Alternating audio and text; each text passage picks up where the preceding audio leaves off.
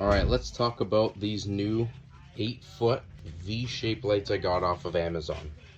So in comparison to what I was using before, the Barinas, the smaller lights, these were actually cheaper for the packs. They provide much more light, and I like that they don't have the soft shade over top of the light. It's clear, and then you can see the individual LEDs, which is nice. I just kind of like it better for when I'm working on the car here, especially on the paint. I think it's better. So if I turn off the lights here, I just have everything on micro switches, or sorry, wireless switches. Just click everything back on. Let's check out. I am going to reconfigure the lights in here.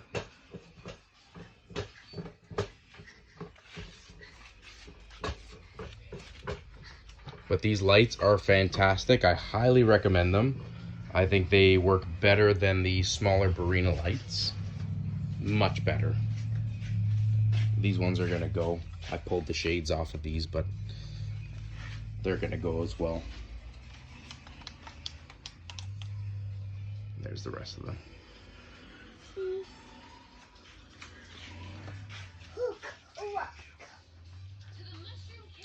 I'll post the link down below. You can grab them on Amazon. They're great lights. They're nice, long.